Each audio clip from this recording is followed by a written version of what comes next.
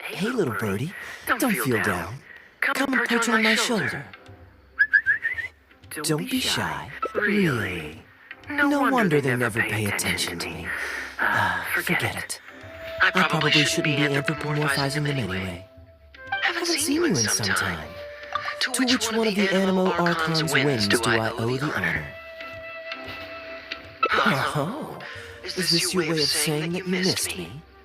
Since it wasn't meant to be this little birdie, I'd better leave it alone.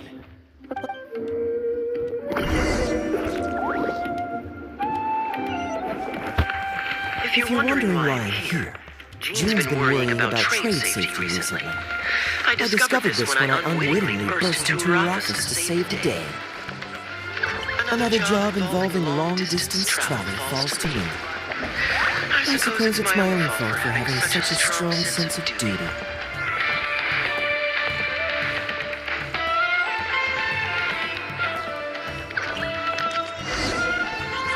Still, on the bright side, business is now taken care of. And I have unused travel funds, so I was planning to...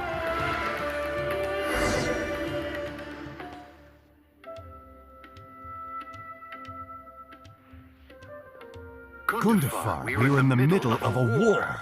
Your place is at the front lines by my son's side. Pray tell. A matter of utmost importance, Your Majesty, such that I must personally report it to you. Huh. Outdoor theater. Looks fun.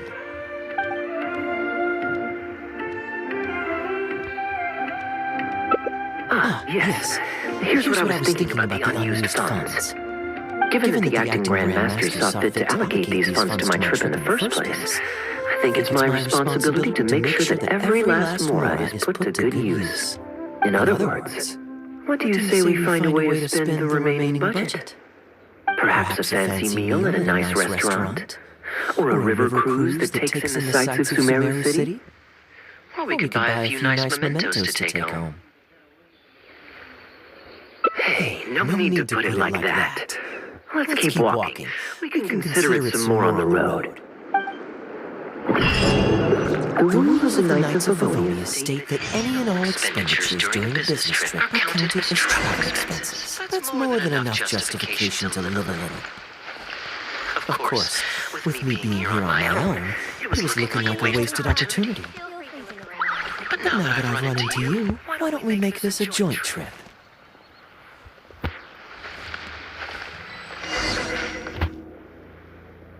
You're always so busy. It's high time you gave yourself a proper break. And anyway, life is short, so we should make the most of the time we have. Right now is the perfect time to relax and enjoy ourselves.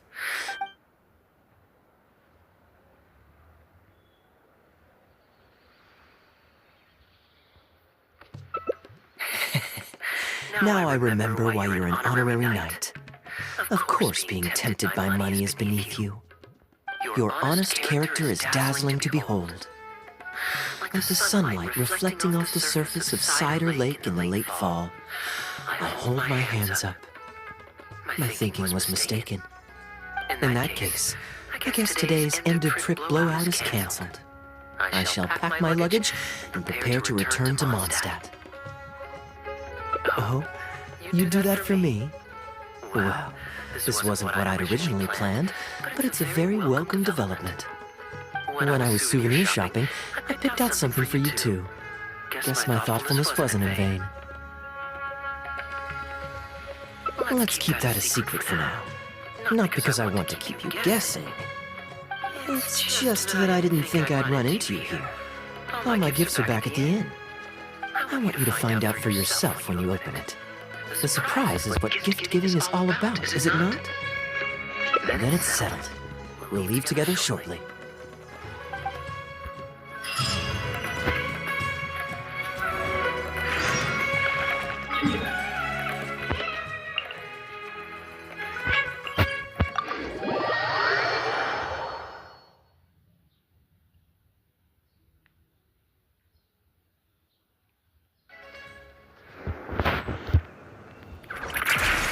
Pick up the pace.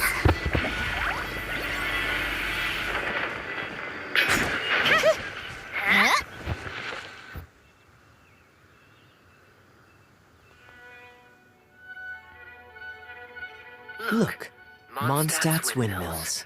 Ah, such a comforting sight. Now, as promised, your souvenir.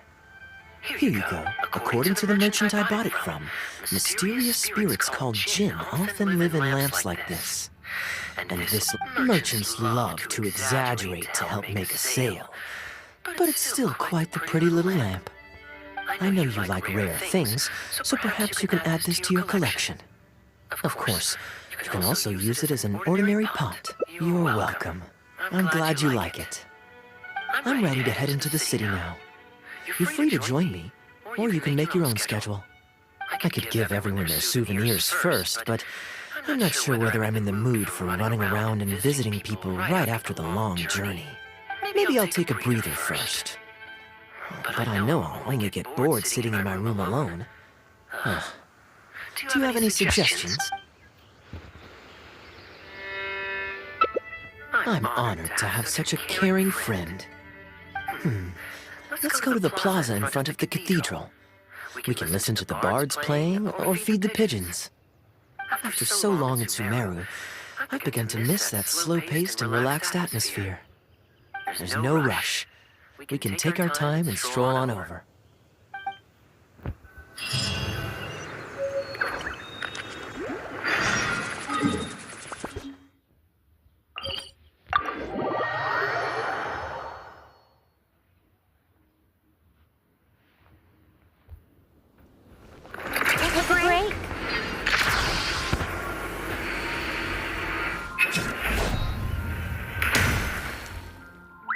Port Ormus is always lively, even late into the night. People there go to bed much later than I imagined. Quite a stark contrast with Mondstadt. People pray and play music in the cathedral plaza during the day, but come nighttime, the streets are deserted except for the knights on patrol. Good question. Life in Sumeru is never dull. Last time I was out drinking on the street at night, some passing mercenaries invited me to dance. Although I did learn later that that kind of thing is highly unusual even there. They must have been in a very good mood that night. They taught me a lot of songs that they usually sing during feasts. It really was a fun night. But be that as it may, I think I'm more suited to the free and easy life in Mondstadt. Simple, honest folks like me, we don't need much to be content. Fair enough. Let's shelve that discussion for now. Have you ever had a chance to hear the cathedral choir before? The hymns they sing are a whole tradition in their own right, quite different from the folk songs that the bards play. Well, let's see if we can catch them today. Sister Grace is right there, so we can ask her about the choir schedule.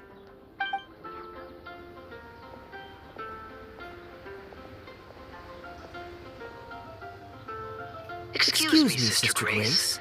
Does the church choir have any performances coming up soon? Oh, I'm so sorry.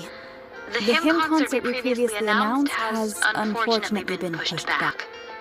Oh? What's the story there? As you probably know, Captain Kaya. Ah, yes. I heard about that. I believe the plan was ultimately to... Yes, exactly. Well, it turns out there are plenty of believers who are good singers and interested in joining a choir. So, in theory, it should have been a simple case of getting everyone in the same room, then practice, practice, practice. But, for some reason, the rehearsals are going terribly. I don't understand it. Everyone in the choir has a basic level of musical literacy, but they sound awful together. It's like everyone's trying to do their own thing. There's no group harmony. Oh, maybe I'm just not musically gifted enough to give them the guidance they need. Captain Kaya, I know you like listening to hymns. How good is your understanding of vocal music? Me? Music is far from my forte. But if you need some help, then don't worry. I know an expert who's more than up to the task. Thank you so much, Captain Kaya. Having some expert guidance will definitely be a great help. I'm sure you've figured out who this expert is already. He has the best singing voice of any poet in Mondstadt, and understands poetry better than...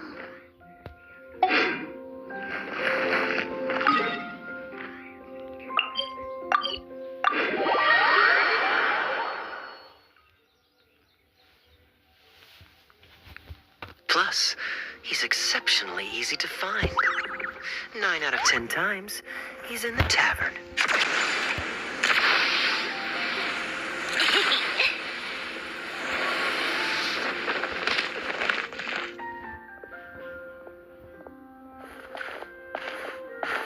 Good day. Drinking alone? I hope you don't mind us joining you. Hello, hello! Please, take a seat. We're all friends here. Patton, 1 moonlit alley and an apple cider.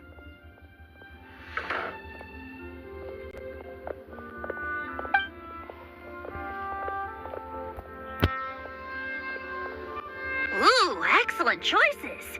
Come on, let's have a toast and drain our glasses together.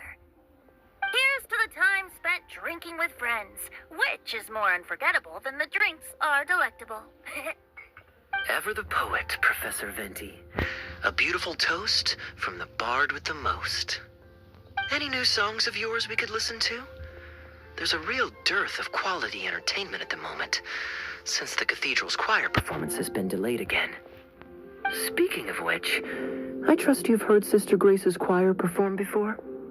Of course. Though the format is a little on the formal side, they do sing quite beautifully. Very pleasant to listen to. So you'd say you enjoy listening to hymns? Let me think. Well, however it's expressed, as long as you can hear the singer's passion and joy in their voice, I consider it a phenomenal performance. Passion and joy, huh? An intriguing perspective. By this logic, I suppose Lord Barbados would also enjoy the choir's performances. Oh? And why is that? Think about it. It's only because of his patient guidance and protection that the people of Mondstadt can now sing such beautiful hymns in the cathedral. It must be quite satisfying for him to hear a joyful people lift up their voices in song. Yes, well, that's a beautiful image filled with hope. But actually, maybe, Barbara. In principle, the hymns of the cathedral are dedicated to a god. But in reality, the audience are all ordinary people with very worldly concerns. So what really matters is that the people enjoy what they're listening to. If Sister Grace was able to see things that way, perhaps she wouldn't feel so distressed. Huh? Distressed? About what? Ugh, she might be asking a bit too much. To be honest, if they have a natural talent for music, they should just be allowed. I'm pretty sure the first people to sing songs to the Animo Archon weren't all singing the same tune. Besides, he is the god of freedom. Surely he'd prefer to hear Mondstadters sing their hearts out however comes naturally to them. Well, to each their own, I say. But Sister Grace seems quite More drinks? Uh-oh. I only brought enough money for one bottle today. I'll have to pass. Another bottle of apple cider for Venti, please, Patton. My treat. Wow! Thanks, Kaya. You were one of the finest students ever to emerge from my fast-track love poetry class. I always did admire your enthusiasm and kindness. With the aid of this bottle, a humble bard's woes are whisked away on the wind. And so it falls to this humble bard to pass the blessing on to another. Then this is probably the single most worthwhile alcohol purchase I've ever made. With your help, Sister Grace's problems are as good as solved. Sister Grace is a devout follower of the Animo Archon. Perhaps it's her depth of devotion that causes her to worry too much about the smallest things. Don't worry. Just wait a moment. I'll go find her. Right after I finish this cider. The next time you visit her, our sweet sister shall be sad no more.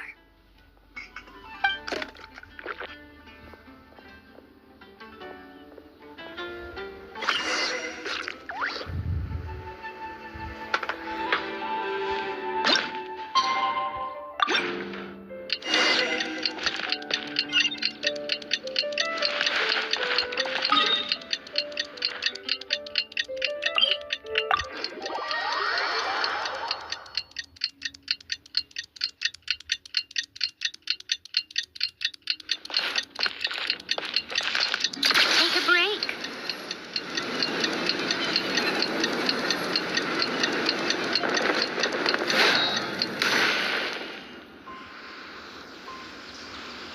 Hello, Sister Grace. How are the rehearsals going? Captain Kaya, your bard friend has a few suggestions that are somewhat fanciful in nature. Fanciful in the sense of not worth adopting? Is that what you mean? Everyone in the choir loves to sing, but they're used to singing their favorite songs. Suddenly asking them to sing in perfect harmony like a church choir with years of experience is just too difficult.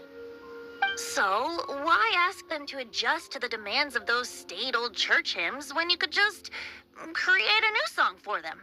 One that they'll be able to grasp quickly? If you want, I could help. Church choirs typically stick to traditional hymns. This is certainly an innovative idea. What's stopping you from considering it, Sister Grace? While I don't expect a recently established amateur choir to perform on par with our own church choir, this would be a major departure from tradition. I'm just not convinced that it's appropriate. Is the Church of Favonius really such a stickler for tradition? Giving believers the chance to express themselves freely seems like it would be a very positive thing.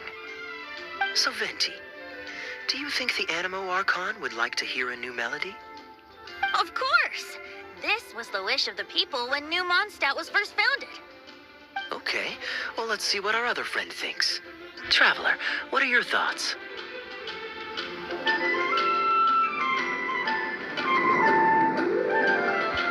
That's perfectly natural. I'm sure the first hymns ever sung took some getting used to for the audience at the time as well. But I believe that as long as the song is an earnest expression of feeling, it will reach people's hearts sooner or later. Also, let's not forget that the greatest bard in the world is gonna help write it. Maybe it's just a generational thing, but... well, it's not a completely unreasonable idea. I suppose it can't hurt to try. Looks like we're all in favor then. So let's start preparing. Sister Grace, could we trouble you to inform the choir members? And then we'll give this a try. Should we find some people to help us compose the lyrics? If this is to be a new song of the people, then the more fresh ideas we have, the better. Good idea. Let's split up and find some contributors, Traveler.